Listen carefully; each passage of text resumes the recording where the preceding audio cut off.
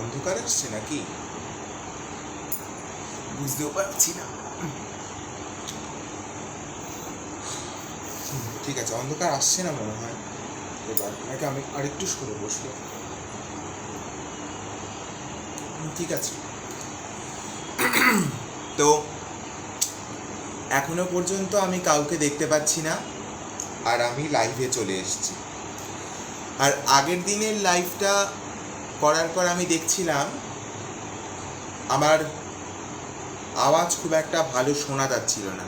মানে আজকে আমাকে অনেকটা চিৎকার করে করেই লাইভটা করতে হবে। তো আমি আজকে সকালবেলা একটা তো নোটিশ দিয়ে দিয়েছিলাম যে আজকে আমি লাইভে আসছি, এবং লাইভে আসছি তার সাথে থাকছে এক ভয়ঙ্কর পিশাচের গল্প। তো সেই কথা মতো আমি আজকে লাইভে চলে এসেছি।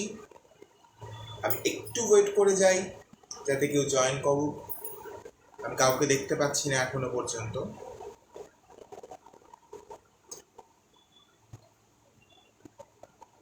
আসলে মানে আমার সাথে মানুষের, আমি প্রত্যেকটা লাইভেই প্রায় বলছি, আমি তাই বলছি আবারও, আমার সাথে মানুষের এত সদ্ভাব নেই যে আমার লাইভে জয়েন করবে।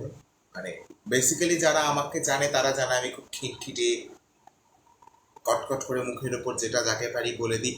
এরকম মানুষের সাথে কার কি সম্পর্ক ভালো থাকবেন বলুন? হ্যাঁ, আজকে যদি হতো আমি সবাইকে অয়েল ব্রাশ করে বেড়াতাম, সবার মেসেঞ্জারে টেক্সটে গিয়ে আমি রিপ্লাই করতাম, তাহলেও তোমার লাইভে খুব ভালো লাগছে, সুন্দর লাগছে, তুমি কখন লাইভে আসবে, এসব। আমার থেকে মানুষ পায় না সে সমস্ত কিছু, কেন আমাকে মানুষ লেবার দেবে বলে? যাকগে, আমি তো এখানে এসব করতে আসিনি। আর আমি অ্যাজ আ গল্প বলতে আসি, আমার গল্প বলতে ভালো লাগে। ভিডিওটা তো থেকে যাবে, কেউ না কেউ তো দেখবেন।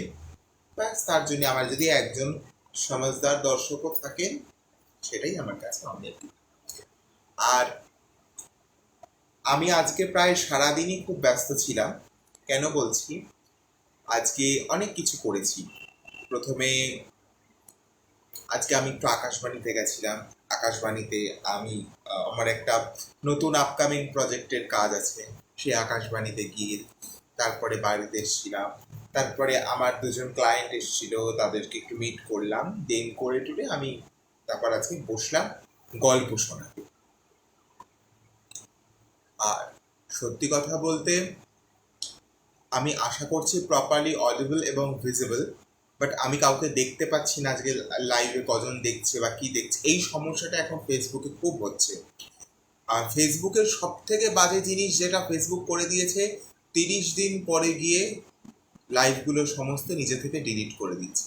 তার জন্য আমাকে এখন আমার একটা ইউটিউব চ্যানেল খুলতে হয়েছে, অ্যান্ড মেরি টম আমার YouTube channel, ANMARRYTOM, Ann Mary Tom আমার ইউটিউব চ্যানেল, যেখানে আমার সমস্ত ভিডিওগুলো আমি নিজে পোস্ট করে দিই যাতে সেগুলো থেকে যায়। আসলে নয়তো আমি ইউটিউব চ্যানেল খুলতাম না। ওই ইউটিউব চ্যানেল খুললে পরে এই একটু সাবস্ক্রাইব করে দিও, এই একটু সাবস্ক্রাইব করে দিই, লোকের দরবারে দরবারে কি হতে দিতে মোটেই ভালো লাগে না। আর ওই যে বললাম, আমার তো সেরকম কোনো ভীষণ বড় ফ্যান ফলোয়ার্স বা শুভাকাঙ্ক্ষী নেই। আমি তো আসলে কি বলবো, মানুষজন আমাকে খুব খ্যাটখ্যাটে হিসেবেই দেখে।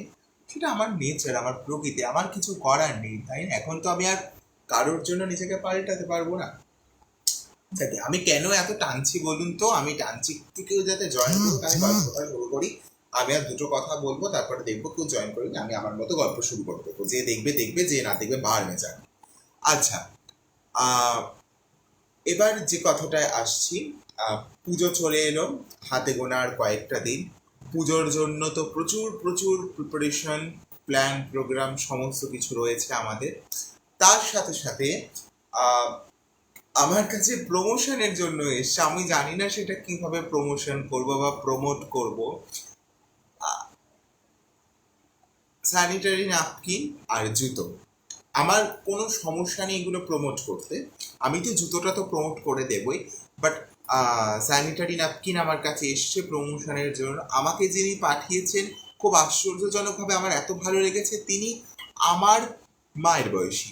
তার মানে হচ্ছে তিনি আমাকে সেই জায়গাটা দিয়েছেন। আর সত্যি বেশ কিছু তো ট্যাবু ভাঙা দরকারই, সেই ট্যাবুগুলো ভেঙে দিলে পরেই আমার মনে হয় সমাজটা আরো ভালো হতে পারে। দেখো, খুব স্বাভাবিক একটা জিনিস, সেটা নিয়ে অত আহ, না কুচুপনা করার কিছু না। আমি জানি না আমি আমার লাইভে আমি যখন ওটা দেখাবো, এমনিতেই মানুষ আমাকে দেখতে পারে না, তার উপর আবার ওসব দেখালে পরে দেরি আসবে, হ্যাঁ তুমি মাতৃত্বের অপমান করেছো, মাতৃত্বের অবমাননা করেছো, ওসব বড় বড় ডায়লগ দেবে মানুষজন, আমাকে আবার মুখ খারাপ করতে হবে।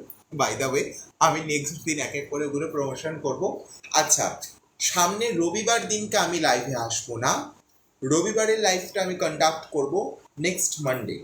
সোমবার দিন রাত্রি 9:30টায় আমি আবার লাইভে আসবো, কারণ রবিবার দিন আমার একটা পেজ আছে আগমনী পরিবার বলে, সেই আগমনী পরিবারে আমাকে লাইভে আসতে হবে, কারণ চলে আসছে দুর্গাপুজো, চলে আসছে মহালয়া, আর সেই মহালয়াতে আমার একটা গ্রেট ভূমিকা রয়েছে, আমি একটা ভালো ক্যারেক্টার প্লে করেছি, তো তার জন্য আমাকে লাইভে আসতে হবে। আরো অনেক কাজ আসছে, তোমরা দেখতেই পাবে, আমি ধীরে ধীরে বলবো। আচ্ছা, আর দেরি না করে এবার আমি গল্পে চলে যাই, চলো। এটা কি কেউ দেখছে নাকি আমি না বুঝতে পারছি না, চোখে কমও দেখছি, জানি কানা হয়ে গেছি। তো ও, ভালো কথা। আমি মানে আমার এখানে এখনো পর্যন্ত প্রচন্ড পরিমাণে গান পাচ্ছিল গণপতি বাপ্পার। তো কালকে ছিল গণেশ চতুর্থী। তোমাদের কেমন কেমন কাটলো সকলের এই গণেশ চতুর্থী? এখন একটা ফেস্টিভ সিজনের মধ্যে দিয়ে আমরা যাচ্ছি, ধীরে ধীরে পুজো এগিয়ে আসছে, প্রত্যেকেরই মন কিন্তু একটু হ্যাপি হ্যাপি আছে। আচ্ছা, তো গণেশ চতুর্থী আমি তো ইনফ্যাক্ট কত রিলস দেখছিলাম। আমার দুজন বন্ধু থাকে, একজন থাকে বান্দ্রাতে থাকে, আরেকজন থাকে ওই মহারাষ্ট্রতে থাকে। তো তারা শেয়ার করছে তাদের বাড়িতে পুজো হয়েছে গণপতি বাপ্পার, মানে আমার তো দেখে মনে হচ্ছে গণেশ চতুর্থীর সময়টা যদি আমি মুম্বাইতে কাটাতে পারতাম। ইনফ্যাক্ট আমার খুব ইচ্ছা, আমি কখনো যদি টাইম পাই গণেশ পুজোর সময় মুম্বাইতে যাব, বিকজ আমি গণপতিজিকে খুব ভালোবাসি, ভীষণ ভীষণ ভালোবাসি। আর অবশ্যই কলকাতার তো দুর্গা পুজো এক একটা জায়গায় এক একটা ইসের জন্য খুব ভালো। আর আমি কথা বাড়াবো না, এবার আমি চলে যাব ডাইরেক্ট আমার গল্পে। আচ্ছা, এই যে আজকের গল্পটা, সেই গল্পটা আমাকে পাঠিয়েছে আমার একজন ক্লায়েন্ট। পাঠিয়েছে মানে আমি আগে একটু বলে দিই, আমি একজন প্র্যাকটিশনার উইচক্রাফট, মানে প্র্যাকটিশনার রেইকি হিলার এবং একজন উইচক্রাফটার। উইচক্রাফট কি জিনিসটা কি? উইচক্রাফট হচ্ছে, আমি একটু সংক্ষেপে বলে দিই, উইচক্রাফট নিয়ে বলতে গেলে আমার লাইফ শেষ হয়ে যাবে। উইচক্রাফট জিনিসটা হচ্ছে খুব পাতি বাংলায় ডাইনি বিদ্যা। ডাইনি বিদ্যা মানে এই নয় যে নরকঙ্কাল বসিয়ে একদম রিং বিং ঝড়, ওরকম কিছু নয়। বেশ কিছু প্র্যাকটিস করতে হয়, বেশ কিছু জিনিস রয়েছে যেগুলো দিয়ে আমরা কি করি, বিভিন্ন রকম অকাল্টিজম বা বিভিন্ন রকম নেচার এনার্জিগুলোকে আমরা রিকল করি। দেখো, প্রকৃতির মধ্যেই তো সমস্ত শক্তি ছড়িয়ে রয়েছে, সূর্য চন্দ্র গ্রহ তারা নদী পুকুর, এই যে আমরা যে পূজা করি, প্রকৃতিরই তো পূজা করি। সূর্যকে পূজা করছি, গঙ্গা নদীকে পূজা করছি, পূজার ক্ষেত্রে প্রকৃতিকে নিয়ে আসছি, মানে প্রকৃতির থেকে পাওয়া শক্তিগুলোকে আমরা কিন্তু ইনহ্যান্স করার চেষ্টা করছি। উইচ ক্রাফটের বিষয়টা, বা যারা উইচ ক্রাফট আর্টিস্ট, খুব কয়েকজনই রয়েছেন উইচ ক্রাফটার যারা কলকাতায় রয়েছে, তার মধ্যে আমি প্র্যাকটিস করি, একজনের কাছ থেকে শিখেছি বিষয়টা, ইনফ্যাক্ট আমি নিজে নিজে প্র্যাকটিস করি। তো গড গ্রেস, ঈশ্বরের আশীর্বাদে আমার কাছে বেশ কিছু ক্লায়েন্টস আসেন যারা তাদের কিছু সমস্যা নিয়ে আসেন, এবং আমি চেষ্টা করি আমার মতো করে সেই সমস্যাগুলোকে হিল করা। তো আমার এই যে ক্লায়েন্ট, এই ঘটনাটা হচ্ছে 2023 এর ঘটনা, 2023-এর ঘটনা। আমি তখন এখানে নেই, আমি তখন ছিলাম উড়িষ্যায়। তো সেখানে আমার কাছে আমার একজন ক্লায়েন্ট ফোন করেন, এবং ফোন করে আমাকে বলেন যে দাদা তুমি কবে ফ্রি আছো। এবার আমি বললাম যে রিসেন্টলি, মানে আমি বললাম যে আমি সেই মুহূর্তে তো বাইরে রয়েছি, আমার পক্ষে 3-4 দিনের আগে তো কলকাতায় ফেরা সম্ভব না। কি হয়েছে বা কেন, কি বৃত্তান্ত যদি আমাকে একটু জানা। এবার ও তখন বলছে ঠিক আছে তুমি তাড়াতাড়ি আসো, তুমি এসে আগে আমাকে একটু টাইম দাও। এবং আমি তাকে অবশ্যই চিনি অনেক আগে থেকে, তাই তো হুটপাট করে কেউ বলবে আমি কলকাতায় এসেই তার জন্য তীর্থঙ্করের কাকের মতো চেয়ে থাকবো, ওটা তো হয় না। আমি তাকে চিনি অনেক আগে থেকে। আমি বললাম ঠিক আছে, আমি কলকাতাতে গিয়ে তোমাকে ইনফর্ম করছি, তুমি আমার বাড়িতে চলে আসো। গুড। তো সেই দিনই রাত্রেবেলা সে আমাকে ফোন করেছিল ওই দুপুর বা বিকেলের দিক করে, সেই দিনই রাত্রেবেলা তখন কটা বাজে, আনটিল 11টা 11:30। আমি তখন আহ, আমি তখন আমার ফ্যামিলি নিয়ে একটু বিজি ছিলাম। তো সে আমাকে কল করলো, করে বললো যে আহ, খুব বিপদে পড়েছি, তুমি ইমিডিয়েটলি কিছু রেমেডি দাও। এবার আমি তো আর বুঝতে পারছি না যে কি হয়েছে। একটা মানুষ দুপুরবেলা আমাকে ফোন করে বললো আমি তোমার সাথে দেখা করতে চাই, তুমি কলকাতা ফিরলে আমি তোমার সাথে কথা বলবো। I am okay, good. সে আবার বলছে আমি খুব বিপদে পড়েছি, আমি তোমার সাথে এক্ষুনি কথা বলতে চাই, কি হয়েছে। এবার আমি তখন তাকে বললাম যে কি হয়েছে, বলো। তখন আমাকে সে প্রায় একদম কাঁদতে কাঁদতে বলছে আমি বাড়িতে থাকতে পারছি না। কেন থাকতে পারছি না? বলছে আমি বাড়িতে থাকতে পারছি না কারণ আমার বাড়িতে আমি, আমার মা, আমার বাবা এবং আমার হাজবেন্ড ছাড়াও একটা কারোর প্রেজেন্স রয়েছে, এবং সেই প্রেজেন্সটা খুব মারাত্মক, খুব বিভৎস একটা প্রেজেন্স রয়েছে। হ্যালো, কীরকম? বলছে আমি ঘরের মধ্যে 11টা 11:30 তখন বাজে আমাকে যখন কল করেছে। বলছে আমি ঘরের মধ্যে ডিনার করে, ওর একটি ছোট্ট বেবি গার্ল আছে। বলছে আমি ঘরের মধ্যে ডিনার করে এসে জাস্ট দরজাটা দিয়ে মেয়েটিকে শুয়ে, ওর হাজবেন্ড নাইট ডিউটিতে ছিল, আমি এবার আমার ডেইলি রুটিনে যা যা রয়েছে, মেয়েরা একটু দেখবে রাত্রেবেলা স্কিন কেয়ার করে, বলছে আমি ঘরের মধ্যে সেসব করছি। সাডেনলি আমি নোটিস করলাম পেছন ফিরে আমার মেয়েটাকে কে যেন খাট থেকে নামিয়ে মেঝেতে শুয়ে রেখেছে। তাহলে মেয়েটা আবার কি করে সম্ভব? বলছে হ্যাঁ এটা হয়েছে, দেখো আজকে আমার যদি বাচ্চাটি খাটের ওপর শোয়ানো থাকে আমি তো জানবো, বা আমি তার সামনে কোলবালিশ টোলবালিশ দিয়ে দেবো। আর সে বাচ্চা খুবই ছোট, মানে সে উঠে বসতে পর্যন্ত পারে না, তাকে ঠেকান দিয়ে বসিয়ে রাখতে হয়। সে উঠে গিয়ে খাট থেকে যদি কোনো বাচ্চা পড়ে যায়, সাপোজ পড়ে গেল খাট থেকে একটি বাচ্চা, আমি তর্কের খাতিরে মানলাম, সেই বাচ্চাটি পড়ে গেলেও সে তো কাঁদবে, মানে তার তো লাগবে, তার মা তো ঘরের মধ্যেই রয়েছে। তো এই ঘটনাটা মানে বলছে এরকম দুবার মতো হয়েছে, বাচ্চাটিকেও আবার তোলে, বাচ্চাটিকে নাকি আবার সে কেউ একটা মেঝেতে রেখে দিয়ে চলে যায়। বলছে তারপরে যাই হোক আমি লাইট নিভিয়ে দিয়ে আমি শোয়ার চেষ্টা করছি। বলছে আমি শুতে পারছি না, আমার পায়ের কাছে মনে হচ্ছে কন্টিনিউ কে একটা গরম নিঃশ্বাস ফেলছে। আর আমার মাথার চুলের মধ্যে দেখবে আহ, মাথার চুলের হবে কেউ বিলি কাটলে যেরকম লাগে না, বলছে আমার মাথার চুলের মধ্যে কেউ যেন বিলি কাটছে। তো বলছে ইমিডিয়েটলি তুমি আমাকে একটা কিছু রেমেডি দাও, আমি থাকতে পারছি না। এবার দেখো জিনিসটা কি কি বৃত্তান্ত, আমি তো ওখানে বসে তো কলকাতার ব্যাপার তো বুঝতে পারছি না। আমি ওকে বললাম ঠিক আছে তুই ঠান্ডা হ, তোর বাড়িতে কি গঙ্গা জল আছে? ও বলছে হ্যাঁ ঠাকুর ঘর থেকে গঙ্গা জল নিয়ে আসলো। আর ইমিডিয়েটলি সব জায়গায় গঙ্গা জল স্প্রেড কর। গঙ্গা জল স্প্রেড করলো। গঙ্গা জল স্প্রেড করার পর তারপরে আমি ওকে বেশ কিছু রেমিডিস দিলাম, বেশ কিছু মন্ত্র চ্যান্ট করতে দিলাম, দুর্গা চালিসা পড়তে দিলাম, আইলাম এগুলো কর, দেখবে আজকে রাতটা অনেকটা রিলিফ পাবি। সত্যি ও এগুলো করলো, করার পরে ও অনেকটা সেদিন রিলিফ পেয়েছিল। এইবার আমি তো প্রায় তার 3-4 দিন পরে কলকাতায় ফিরে এলাম। আমি আমার উড়িষ্যার ট্রিপ শেষ হলো, আমি কলকাতায় ফিরে এলাম। কলকাতায় এসে আমি ওকে যোগাযোগ করলাম যে এবার বল তোর কি সমস্যা হয়েছে। কারণ যে মেয়েটি আমাকে বললো আমি তোমার সাথে 3-4 দিন পরে দেখা করছি, সে সেই দিনই রাত্রেবেলা হুড়মুড় করে আমাকে ফোন করে বললো যে আমি এরকম একটা বিপদের মধ্যে দিয়ে যাচ্ছি। এবং আমার মনে হয়েছিল যে মেয়েটির সত্যিই মনে হয় কোনো বিপদ, সত্যিই মনে হয় তার কোনো রকম কোনো সমস্যা হয়েছে, তাই সে অতটা এমার্জেন্সিতে আমাকে কল করতে বলছে।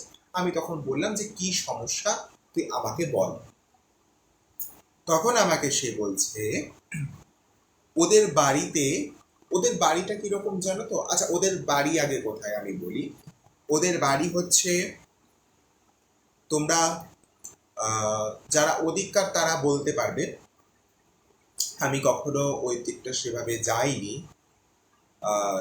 ফুলবাগান, ফুলবাগানের ওখানে আমাদের কলকাতা যে ফুলবাগান, সে ফুলবাগানের ওখানে ওই রামপুরহাট বা রামরাজা এরকম কিছু একটা, এরকম মানে মেন কথা রামরাজাতলা বা রামপুরহাট বলে এরকম কিছু একটা জায়গা রয়েছে একটু ভেতর দিকে, সেইখানে ওদের বাড়ি। তো ওদের বাড়ি হচ্ছে দোতলা বাড়ি। এটা ওর বাপের বাড়ি। ও বিবাহিত, কিছু সমস্যার কারণে ওর হাজবেন্ড আর ওর একটি ছোট্ট বেবি গার্ল, সেই বেবি গার্লের এখন প্রায় 2 বছর মতো বয়স হতে গেল। রিসেন্টলি ওর বেবি গার্লের 1 বছর বার্থডেতে আমি ইনভাইটেড ছিলাম, আমি যেতে পারিনি, বাট ওর বাচ্চাটি খুব ভালো, খুব মিষ্টি, এবং ওর বাচ্চাটিকেও আমার কাছে নিয়ে এসেছিল, একদিন আমি দেখেছিলাম। তো সেদিনকে আমি ওকে, আচ্ছা, ও তখন এই বাড়িতে ওর বাবা মা আর ওর বাচ্চাদেরকে নিয়ে থাকে। এবার আমি তখন বললাম যে ঠিক আছে, তোর কি সমস্যা, তুই আমার কাছে আয়, এসে খুলে বল। ও ইমিডিয়েটলি, মানে ধরো আমি ফিরেছিলাম সকাল 10:30-11টা, আমার ফিরতে ফিরতে সময় লেগেছে। এবার এসে ফ্রেশ ট্রেশ হয়ে ওকে আমি কল করে বা মেসেজে বলেছি। ও সন্ধেবেলা 8টা নাগাদ, সরি সন্ধেটা 8টা নয়, আমি ভুল বললাম, ওই 7টা কি 7:30 নাগাদ ও আমার কাছে এলো, এসে আমাকে বলছে আমার কিছু সমস্যা শুরু হয়েছে। কিরকম সমস্যা হয়েছে? এই সমস্যাটা চলছে ওর 5-6 মাস ধরে, মানে ওর ডিউরিং প্রেগনেন্সি। ওর প্রেগনেন্সি যখন হাফ ট্রানজিস্টার হয়ে গেছে, তখন আর কি থার্ড ট্রানজিস্টারে যখন ওর প্রেগনেন্সিটা চলছে, মানে এবার ডেলিভারির টাইমে এগিয়ে আসছে, তখন থেকে ওর কিছু সমস্যা চলছে। বলছে আমার বিয়ে হয়েছে, তারপরে ধরো আমার যে pregnancy journey all is well, smoothly আমরা ওই বাড়িতে ছোট থেকে আমি মানুষ হয়েছি, আমি খুব হেলদিভাবে থাকি, হেলদি লাইফ লিড করি, কিন্তু আমার প্রেগনেন্সির সময় থেকে একটা কিছু সমস্যা চালু হয়েছে। ওর যখন ফিফথ মান্থ ক্রস করে গেছে, 6th মান্থে, মানে আর কি মায়েদের যারা প্রেগনেন্ট লেডি হন তাদের 5th মান্থের পর দেখবে বেবি বাম্প যেটা থাকে সেটা তো আরেকটু গ্রো করে, একদম খাঁটি বাংলায় যাকে আমরা বলছি পূর্ণ গর্ভিণী নারী। তো সেই রকম ভাবে, তো ওই সময়টার মধ্যে দিয়ে ও যখন যাচ্ছে, ও প্রায় বুঝতে পারে ওর ভেতরে, মানে ওর পেটের ভিতরে, দেখবে যারা প্রেগনেন্ট হন তারা বুঝতে পারে যে তার গর্ভস্থ শিশুটি নাড়াচাড়া করলে, কিন্তু ও বুঝতে পারে ওর পেটের ভেতরে কোনো নাড়াচাড়া আসছে না, পেটের বাইরে থেকে মনে হচ্ছে পেটের বাইরে থেকে কেউ পুশ করছে ভেতর দিকে, মানে হাত দিয়ে এরকম ভাবে কেউ ভেতর দিকে পুশ করছে। তো ও এটা প্রথম ভেবেছিল, ওটা প্রথম ওর হাজব্যান্ডকে বলে। ওর হাজব্যান্ড বলে যে দেখো এই সময় তো নানান রকমের অনুভূতি হয়, ফিলিংস হয়, এটা হরমোনাল ইমব্যালেন্সের জন্য হতে পারে, এসব নিয়ে তুমি অত মাথা ঘামিও না। তো যাই হোক, ওর 5th মান্থ 6th মান্থ গিয়ে 7th মান্থে প্রেগনেন্সি আসে, সেই এক সমস্যা। আর ওর যে বেবি বাম্প যেটা ছিল সেটা বিভৎস বড় হতে থাকে, বিভৎস বড়, মানে আমরা যারা দেখেছি বা যারা প্রেগনেন্ট মেয়েরা এটা ভালো বলতে পারবেন, প্রেগনেন্ট যারা তারা কিন্তু তাদের বেবি বাম্প কিন্তু একটা নির্দিষ্ট সময় পর্যন্ত মানে একটা গ্রোথ করে, কিন্তু ওর বেবি বাম্পটা অস্বাভাবিক পরিমাণে কিন্তু বাড়ছিল। ডক্টরের কাছে চেক আপে যাওয়া হলো, যেমন রেগুলার বেসিসে চেক আপ হতো, ডক্টর বললেন যে অল ইজ ওয়েল, সমস্ত কিছু ঠিক আছে, ভেতরের বাচ্চাটিও সুস্থ আছে, তাহলে এটা কেন হচ্ছে? আর ওই রকম ভেতর বাইরে থেকে মনে হতো পেটের মধ্যে কেউ এরকমভাবে প্রেশার করছে। আচ্ছা, এটা গেল। এরপরে ওর আস্তে আস্তে কিছু অনুভূতি শুরু হলো। ও যাই খেত সেই খাবারের মধ্যে দলা দলা চুল পেত, মানে ধরো খাবার, ভাত নিয়ে ভাত খেতে বসেছে, ভাতটাকে ভেঙেছে, তার ভেতরে একদলা চুল, হয়তো তরকারির বাটির মধ্যে একদলা চুল, এরকম, মানে রীতিমতো ওর এত বাজে অবস্থা হতে শুরু করলো। ও সমানে দেখছো যাই খাচ্ছে যাই করছে না কেন সবেতে চুল। লাস্টে ও বিস্কিট খেত, লিকুইড জিনিসপত্র খেত, বনবিটা ফনবিটা খেতে, এমনিতেই তোর খাওয়া দাওয়া তখন কমে গেছিল। এই করতে করতে ওর ডেলিভারির টাইম আসলো, ওর ডেলিভারি হলো। ওর সম্ভবত 14th অক্টোবর মহালয়া ছিল সেই বছর, 2023 মহালয়ার দিন ওর একটি সুন্দর ফুটফুটে মেয়ে হলো। আর মেয়েটি সত্যি মহালয়ার দিন হয়েছিল পুরো মা দুর্গার মতো দেখতে। তো মেয়েটি হলো, তারপরে হসপিটাল থেকে তাকে বাড়ি অব্দি নিয়ে আসা হলো, ও বাড়িতেই মেয়েটি থাকলো। এবার যা যা হয় মাদের, দেখবে আমাদের হিন্দু ঘরে সাধারণত কি হয়, একটা বাচ্চা জন্মালে 21 দিন পর্যন্ত না কদিন পর্যন্ত একটা অসুচের ব্যাপার থাকে, তারপরে সব ধুয়ে কেচে ষষ্ঠী পুজো করতে হয়, আমাদের হিন্দু বাঙালি ঘরে যেগুলো আর কি আমরা করে থাকি। তো সেই সমস্ত ট্রানজিশনটা চললো, আবার অল ইজ ওয়েল, কোনো রকম সমস্যা নেই। এইবার ষষ্ঠী পুজো কেটে যাওয়ার পর বাচ্চাটির কিছু সমস্যা শুরু হলো। বাচ্চাটি খাওয়া দাওয়া করে না, আর রাত্রিবেলা হলে তারস্বরে ঠাঁ ঠাঁ করে কাঁপতে থাকে একদম। বাচ্চাটি খাওয়া দাওয়া করে না যখন এরকম সমস্যা, তখন চাইল্ড স্পেশালিস্টের কাছে নিয়ে যাওয়া হলো, ডাক্তার দেখানো হলো। ডাক্তার বুঝতে পারছে না, ডাক্তার এমনি নর্মাল গ্যাসের ওষুধ দিচ্ছে। বাচ্চাদের তো নানান সমস্যা হয়, নিউবর্ন বেবিদের, তাদের সে সমস্ত নানান ওষুধ দিচ্ছে। কিন্তু তা সত্ত্বেও বাচ্চাটি মানে ভীষণ কি বলবো, খিটখিটে হয়ে যেতে থাকলো। ওইটুকুনি একটা বাচ্চা, সদ্যজাত বাচ্চারা দেখবে কিন্তু খুব একটা কাঁদে না। কাঁদে কোন বাচ্চারা একটু 6-7 মাস হয়ে গেল মায়ের কোলে কোলে ঘুরবো, তখন ট্যাঁ ট্যাঁ করে কেঁদে কেঁদে ঘুরে বেড়ায়, তারা কিন্তু তখন কাঁদে। একদম যারা সদ্যজাত বাচ্চা, ধরো যাদের 15-20 দিন বয়স, তারা কিন্তু কাঁদে না, বেশিরভাগ সময় ঘুমিয়ে থাকে। হ্যাঁ, এবার যখন খুব খিদে পায় তখন চিৎকার করে। ওই 3-4 মাস কি 6-7 মাসের বাচ্চাদের মতো মা যাবো কিন্তু করে না। ওর বাচ্চাটি ওরকম রাত্রেবেলা ঠাঁ ঠাঁ করে চিৎকার করতো, আর ওরকম বায়না করতো সমানে, আর খাওয়া দাওয়া করতো না। এবার ওর যে কি হয়েছে সেটা কিছুতেই বোঝা যেত না। চাইল্ড স্পেশালিস্ট দেখানো হয়েছে, বাচ্চাদের নানান রকম ডাক্তার কিন্তু দেখানো হয়েছে, তা ধরা যায়নি। তো ওর যে দিদা ছিলেন, মানে আমি যার গল্প বলছি তার নাম আমি নিচ্ছি না, তার যে মা ছিল, সেই মা, ওদেরই ওখানে একটি কালী মন্দির ছিল। বাচ্চাটিকে নিয়ে সেই কালী মন্দিরে যায় এবং বলে যে বাবা একটু দেখুন না, বাচ্চাটার আমার কি হয়েছে। খালি সমানে কাঁদে, আমার মেয়ের ঘরের ছেলে, এর মাত্র 15 দিন বয়স। ততদিনে কিন্তু ওই বললাম মহালয়ার দিনও হয়েছে, তারপরে 15 দিন মানে দুর্গাপুজো ক্রস করে গেছে। এই দুর্গাপুজো ক্রস করে গেছে, তারপরেই আমি উড়িষ্যায় চলে গেছিলাম, তখন আমাকে ঘটনাটা কি পাঠিয়েছে। তো সে ওই রকম বা তো ওখান থেকে তো আমার জল পোড়া টল পোড়া কিছু দিল, যা যা প্রিকশন দেওয়া হয়। ওই উনি না কোনো তান্ত্রিক ওঝা টোঝা ছিলেন না, প্রিস্ট ছিলেন, পুরোহিতই ছিলেন। তো উনি জাস্ট এমনি জল পোড়া টল পোড়া দিল। তো সেই নিয়ে বাচ্চাটিকে নিয়ে বাড়ি চলে আসলো। বাচ্চাটির কিন্তু যেমন কি তেমন সেই এক জিনিস। এইবারের ঘটনাটা আমার চোখে দেখা, আমি মানে তখন তারপরে আমার কাছে ফোনটা গেল যে ওরকম বাচ্চাটিকে না কেউ সবারই নিচে নামিয়ে রাখছে। এবার আমি বললাম ঠিক আছে, এরকম ভাবে তো মুখে মুখে শুনে তো আমি কিছু বুঝতে পারবো না, আমি আগে তোর বাড়িতে যাই। আমি ওর বাড়িতে গেলাম। ওর বাড়ি তো বললাম তোমাদেরকে ফুলবাগানের কাছে। আমি ওর বাড়িতে যাওয়ার পর আমি ওর বাড়ি থেকে একটা জিনিস বুঝতে পারলাম, ওর বাড়িতে প্রচন্ড বাজে একটা নেগেটিভ এন্টিটি রয়েছে। যে এন্টিটি রয়েছে তিনি কিন্তু মানে কি বলবো, নিজের থেকে আসেননি, তাকে পাঠানো হয়েছে, কারোর দ্বারা সে প্রেরিত। এবার আমার প্রথম কাজ যেটা হলো বাচ্চাটিকে বাঁচানো, বাচ্চাটিকে সুস্থ করা। কারণ দেখো, অনেক সময় হয় কি, হয়তো বাচ্চাটির কোনো ক্ষতি হলো না, তবুও বাচ্চাটি হয়তো কোনো রকমভাবে ইনজিওর হলো না, বাট বাচ্চাটির জীবনে একটা প্রভাব থেকে, ও তো একটা সদ্যজাত, একটা নিউ বর্ন, ওর জীবনটা তো অনেকটা বড়, জীবন সবে শুরু হয়েছে। তো তার জীবনটাই যদি শুরু হয় একটা কালো অন্ধকার দিয়ে, তো সেটা তো খুব একটা ভালো নয় না, সেটা তো আমরা কেউই চাইবো না। তো আমি প্রথমে বাচ্চাটিকে সেভ করলাম। আমাদের বেশ কিছু টেকনিক থাকে, ওই ক্রিস্টাল দিয়ে হিল করা, তারপরে তোমার বিভিন্ন রকম মন্ত্র চ্যান্ট করা। বাচ্চাটি তো কিছু চ্যান্ট করতে পারবে না, ওর মাকে বললাম তুই ডেইলি দুর্গা চালিসা পাঠ করা শুরু কর।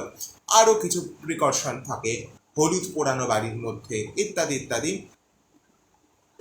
তো সে সমস্ত করা শুরু হলো। এইবার আমি যেটা দেখলাম, ওর বাড়িতে একজন পিশাচকে প্রেরণ করা হয়েছিল। আমি একটু বলি পিশাচ কনসেপ্টটাকে, আমরা তো অনেকেই তো ভূত পেতনির সাথে পরিচিত। পিশাচ কনসেপ্টটা হচ্ছে এই দেখবে ফরেনে জম্বি ব্যাপারটা আছে না, পিশাচ কনসেপ্টটা কিন্তু সেটা। আমরা বলি না কি পিচাসের মতো রয়েছিস, মানে কি যারা নোংরা জায়গায় থাকে, একটা নোংরা জায়গা দীর্ঘদিন পরিত্যক্ত হয়ে পড়ে রইল, সেখানে না কোনো দেবদেবীর পূজা হচ্ছে, না কোনো মানুষের যাতায়াত হচ্ছে, জায়গাটা নোংরা হয়ে রয়েছে, সেই সমস্ত জায়গায় কিন্তু এদের উৎপাদ বাড়ে। যেমন পরিত্যক্ত টয়লেট, কিংবা পরিত্যক্ত ইউরিন ল্যাট্রিনের চেম্বার, বা কোনো হাই ড্রেন, ইত্যাদি ইত্যাদি। ঠিক আছে, আচ্ছা, আমি আবারও বলি, এই সমস্ত গল্প কিন্তু গল্পের খাতিরে শোনো। এগুলোর অস্তিত্ব আদৌ আছে কি নেই জানি না, আমি বিশ্বাস করি না, আমি কাউকে বিশ্বাস করতে প্রমোটও করি না। আমি আমার জীবন দিয়ে কিছু ঘটনা দেখেছি, আমার যেগুলোতে মনে হয়েছে এগুলো অলৌকিক বা এগুলো কোনো ডেফিনেশন নেই, সেগুলো আমি তোমাদের কাছে বলার চেষ্টা করি। তার মানে এই নয় যে আমি কোনো কিন্তু সুপারস্টিশন বলো বা ভূতপেতনিকে প্রমোট করছি বা কোনো বাবাজি মাতাজিকে প্রমোট করছি, সেসব কিছু না।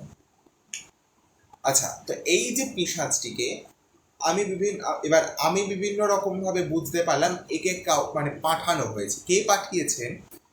মেয়েটির যে শাশুড়ি, মানে আমার যে ক্লায়েন্ট, তার যে শাশুড়ি মা, বললাম ও তো শ্বশুর বাড়িতে থাকতো না, ও তো বাপের বাড়িতে থাকতো হাজবেন্ডকে নিয়ে, মেয়েকে নিয়ে, মা বাবার সাথে। ওর যে মাদার ইন ল, তিনি এনাকে পাঠিয়েছে, এবং পাঠিয়েছে কোনো একজন, মানে যাকে দিয়ে পাঠিয়েছে তিনি ওই রকমই আর কি, মানে ভাঙাচোরা কাজ জানেন, তাকে দিয়েই পাঠিয়েছে। কারণ সেটা যদি শক্তিশালী তেমন কেউ হতো, তাহলে হয়তো আমি হয়তো সেখান থেকে ওকে বাঁচাতে পারতাম না। কারণ আমার বা কি বা শক্তি রয়েছে বলো না। কোনো সাদা মিষ্টি বা পায়েসের মাধ্যমে আমি ওকে তখন জিজ্ঞেস করলাম, তোকে কি কিছু খাইয়েছে তো শ্বশুর বাড়ি থেকে কখনো কিছু, তো শাশুড়ি বা এরকম কিছু?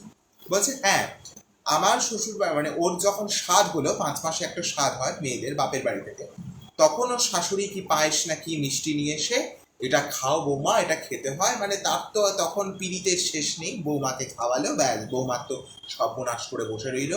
ওই যাকে তিনি পাঠিয়েছিলেন তার মূল লক্ষ্য ছিল গর্ভস্থ শিশুটিকে নষ্ট করা। ওর জন্য পেটের ভেতর থেকে ওরকম ভাবে চাপ দিত, পেটের বাইরে থেকে চাপ দিত, বেবি বাম চরম ফুলে উঠতো, এরকম এরকম অদ্ভুত জিনিসপত্র হতো। সরি। তারপরে যখন বাচ্চাটি ভূমিষ্ঠ হলো, তখনও কিন্তু এইরকম জিনিসপত্র হওয়া শুরু হলো। তো ও খুব ভালো করেছে, ও সময় নষ্ট না করে প্রিকশন নিয়েছে, তারপর সেই সমস্যাটি কেটেও গেছে। ওর বেবি এখন খুব খুব খুব ভালো রয়েছে, হেলদি রয়েছে। আর ওর বেবির নাম হচ্ছে ভার্গবী। যেহেতু ওর বেবি হয়েছে মহালয়ার দিন, তো বেবির নাম রেখেছে ভার্গবী। ভার্গবী হচ্ছে মা লক্ষ্মীর আরেক নাম। তো সত্যি ওর মেয়েকে মা লক্ষ্মীর মতো ফুটফুটে দেখতে। কিছুদিন আগে ওর 1 বছরের জন্মদিন গেল, আমি ইনভাইটেড ছিলাম, আমি যেতে পারিনি, বাট এখনো ওদের সাথে কথা হয়। আই হোপ, আমি আশা করব খুব খুব ভালো থাকুক। দেখো, ঈশ্বরের শক্তির কাছে কারো শক্তি কিচ্ছু নয়, জানো তো। ভগবান বলে আমরা যাকে মানি বা যাকে আমরা যাই বলি না কেন, তার শক্তি হচ্ছে আলটিমেট। আর তার নিচে যে সমস্ত কিছু রয়েছে সেগুলো খুবই নিতান্ত তুচ্ছ। তাই সকলে খুব ভালো থাকো, হেলদি থাকো, আর অল টাইম স্মাইল করতে হবে। কারণ স্মাইল করলেই কিন্তু আমাদের জীবনের অনেক সমস্যা কেটে যাবে। এই যে আমার মতো আবার স্মাইল কেউ করতে যেও না। আমি যে কোনো সিচুয়েশনে 32 পাটি খুলে করে যাচ্ছি, ওটা আবার না, ওটাকে ছ্যাবলামি বলে। বাট আমি কি করবো, আমি না মানে সিরিয়াস হতে পারি। এই যে দেখো তোমাদের সাথে বকছি, মানে আমি কিন্তু কয়টুকুনি সময় গল্প বললাম, আমি আল ফাল ছোলার ডাল বকতে থাকি। আমার যে কি মানে বলবো, আমি না মানে ওই জন্য আমাকে কেউ সিরিয়াসলি নিতেই চায় না, নেয় না কেউ সিরিয়াসলি। মানে আমি হয়তো কোথাও গেলাম, আলাম না আজকে আমি খুব সিরিয়াস নোটে থাকবো একদম, চলো আজকে একদম নিজেকে খুব মেনটেন করো। ও বাবা, সেখানে গিয়ে আমি বকতে শুরু করলাম, হাসতে শুরু করলাম। তার মধ্যে যদি দেখে যে আমার সমগোত্রীয় লোকজন ব্যাস আহা হি হি করতে থাকি। বাট আমার মনে হয় দেখো, জীবনটা তো একটাই, ভীষণ আনপ্রেডিক্টেবল একটা জীবন। আজকে আমি তোমাদের সামনে লাইভ করছি, হয়তো কালকে আমার ফেসবুকে কেউ একটা পোস্ট করতেই পারে Ann Mary Tom is no more. সেক্ষেত্রে তাই জীবনটাকে উপভোগ করতে হবে, জীবনটাকে খুব ভালো রাখতে হবে। আর এখন তো ভালো থাকতেই হবে, কারণ সামনে আসছে পুজো, ঢাকে কাঠি পড়ে গেছে, দিদি আমাদের টাকা পয়সা দেওয়া শুরু করেছে পুজোর জন্য। আমার কি হয় জানো তো, পুজোয় আমাকে অনেকে যে পুজোর প্ল্যান কি। পুজোতে অ্যাকচুয়ালি আমি খুব একটা যে ঠাকুর দেখি, খুব একটা যে হই হই করি তা নয়। অ্যাকচুয়ালি আমাদের পুজো হয়, তো সেই পুজোতে ইনভলভ থাকতে হয়। পঞ্চমী থেকে দশমী, আরো আগে থেকে বলা যায় মহালয়া থেকে দশমী পর্যন্ত হই হই করে কেটে যায় পুজোর কয়েকটা দিন। আর আমার তো দুর্গা পুজোয়, যে তোমাদের আগে থেকে বলছিলাম, আমার দুর্গা পুজোর শুটিং রেকর্ডিং এইসব দিয়েই আমার দুর্গা পুজো শুরু হয়ে যায় পুজোর 3-4 মাস আগে থেকে। এটাই আমার কাছে পুজো, এটাই আমার কাছে দেবী বন্দনা। তোমাদের কার কার কিরকম কি পুজোর প্ল্যান তোমরা আমাকে জানিও। আর তোমাদের যদি কোনো গল্প পাঠানো থাকে আমাকে তোমরা গল্প শেয়ার করতে পারো, ভৌতিক বা কোনো দৈবিক গল্প। এই আমার কাছে না মা দুর্গার বেশ কিছু সুন্দর সুন্দর গল্প আছে, আমি তোমাদেরকে সেগুলো শোনাবো। মা দুর্গার গল্প মানে মানুষের জীবনে ঘটে যাওয়া মায়ের অলৌকিক প্রভাব। এই আজকে যার গল্প বললাম তার জীবনেই একটা রয়েছে, আমি আমি শেয়ার করবো আস্তে আস্তে, পুজোর একটু এগিয়ে আসুক আর একটু। তো তোমাদের জীবনে যদি এরকম ভৌতিক বা দৈবিক কোনো ঘটনা থাকে যেটা তোমরা আমার সাথে শেয়ার করতে চাও, তোমরা আমাকে ফোন করতে পারো 8100252055, এটা এই নাম্বারে। আমার প্রোফাইলে আমি প্রতি বৃহস্পতিবার আর রবিবার ঠিক রাত্রি 9:30টায় তোমাদের জন্য লাইভে আসি। আর হ্যাঁ, আমার ইউটিউব চ্যানেল অ্যানমেরি টম, সেইখানে কিন্তু আমি এই লাইভের রেকর্ডেড ভার্সন দিয়ে দিই। যারা আমার লাইভটা শুনতে পেলে না বা ব্যস্ততার জন্য পাচ্ছ না তারা রেকর্ডেড ভার্সনটা অ্যানমেরি টম এই নামে গিয়ে সার্চ করে দেখতে পারো। আমি লিংক দিয়ে দেবো আমার ইউটিউব চ্যানেলের ডেসক্রিপশন বক্সে। আর কি বলবো, খুব প্রফেশনালি ভাবে কথাবার্তা বলতে হয়। এই তো, আর কিছু তো বলার নেই আজকের মতো। তাহলে রাত্রিবেলা হয়ে গেছে, 10টা 10 বেজে গেছে, আমার তো ডিনার কমপ্লিট। আমি 8:30-9টার মধ্যে ডিনার করে নিই। এবার আমি হয়তো ফোনটা রেখে শুয়েও করব, কারণ আমাকে সকাল সকাল উঠে পড়তে হয়, অনেক কাজ থাকে আমার, ঘর বাড়ির কাজ ফাজ ছেড়ে তারপরে আমাকে নিজের কাজও বেরোতে হয়, কাজ করতে হয়। তাহলে আজকের মতো এইটুকুনি, টাটা, সকলে খুব ভালো থেকো, দেখা হবে নেক্সট লাইভে। ও, নেক্সট কিন্তু আমি সানডেতে লাইভে আসছি না, আমি আসছি মনডেতে, কারণ আমার সানডের দিন একটা লাইভ আছে। আগমনী পরিবার বলে আমাদের একটা পরিবার আছে, সেই পরিবারে বিভিন্ন মাইথোলজিক্যাল কাজ করা হয়, ফেসবুক পেজ সেটা। তোমরা যদি চাও তোমরা সেই পরিবারে যুক্ত হতে পারো। সেই পরিবারে এবার আসছে মহালয়া 2025। আমি প্রমোশন করছি না, হয়তো আমি একজনেরটা আমার লাইভে বললে অন্যজনেরা বলবে ও আচ্ছা আমাদের প্রোডাকশনে কাজ করে গিয়ে তুমি ওই প্রোডাকশনের নাম বললে। আমি বলছি না, বাট আমি এমনি কথা বলছি। সব প্রোডাকশনই খুব ভালো, যাদের সাথে আমি বছরের পর বছর কাজ করে আসছি, তারা আমার খুব কাছে, খুব ভালোবাসে তারা আমাকে। তো সেই পেজে আমি লাইভে আসবো, ওখানে লাইভ আমি কন্ডাক্ট করব, কারণ নতুন যে মহালয়া আসছে, একটা সিরিজ আসছে মা দুর্গার একটা সম্পূর্ণ অন্যরকম ব্যাপার নিয়ে, একটা ঐতিহাসিক ব্যাপার নিয়ে। তো খুব, তোমরা যারা চাও তোমরা সেই লাইভে জয়েন করতে পারো। তাহলে গুড নাইট, আজকের মতো সকলে খুব ভালো থেকো, টাটা।